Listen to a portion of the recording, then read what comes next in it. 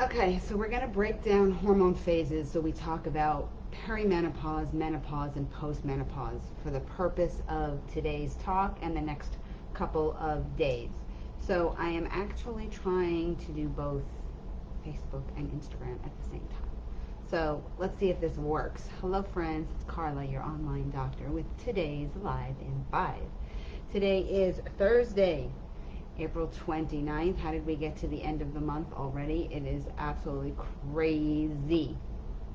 So, let's talk about the different phases and what they actually mean. So, perimenopause begins when your periods start to become lighter, less frequent, due to the drop in your progesterone levels. Okay, this typically occurs around the ages of 45 to 50, but it can be very variable for many women. Women who experience this phase younger basically have premature perimenopause. Okay, this is usually due to stress, elevated cortisol levels, altered circadian rhythms. Lots of different reasons can cause this, but understand that usually 45 to 50 is the time to expect it.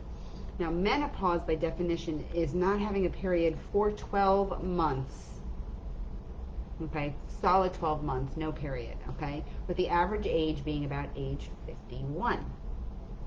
Okay, if by this point you didn't get stress under control by the time you're 50 or 51, improve your sleep, get your thyroid and your adrenals functioning as best as possible. Eek, like then your symptoms from perimenopause are likely to get worse as you go into menopause, because the hormones drop even further.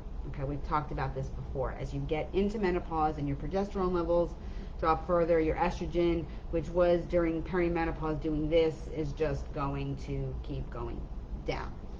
Okay, so if you haven't figured out how to fix it all by this point, don't worry, we still can fix it, but you have more work to do.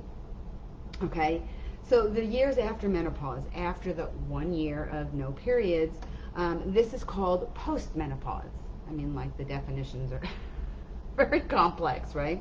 But these are when symptoms like night sweats may actually get a little less.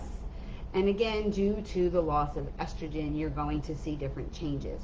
But at this point, we need to refocus, okay, on our cardiovascular health, our bone health, our neurologic health, and our breast health. Okay, and I say refocus because we should be addressing all of these earlier, and most of it comes down to lifestyle. Okay, so let's be real.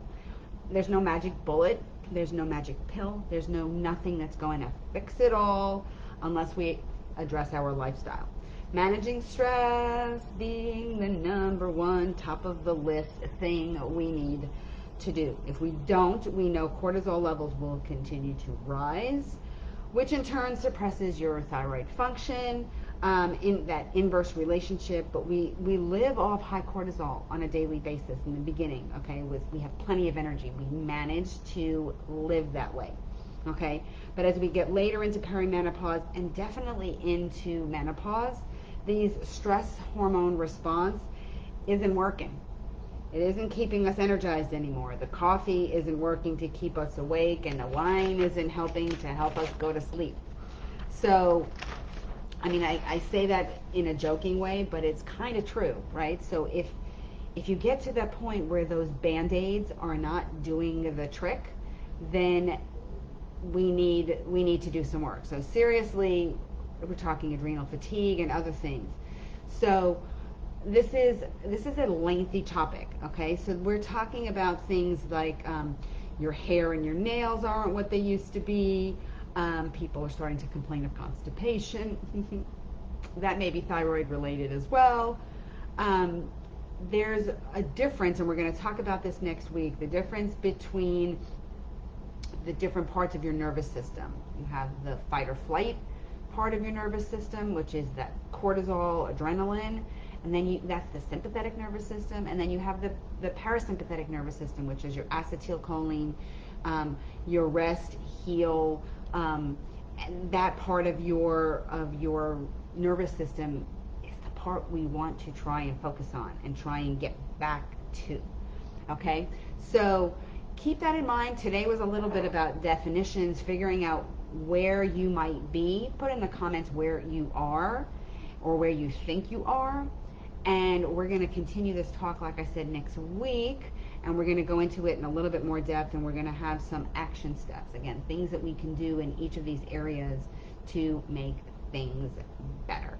Okay, so on that note, I hope you're having an awesome day. I hope you have an awesome weekend, and I will see you next Tuesday for another Live in 5.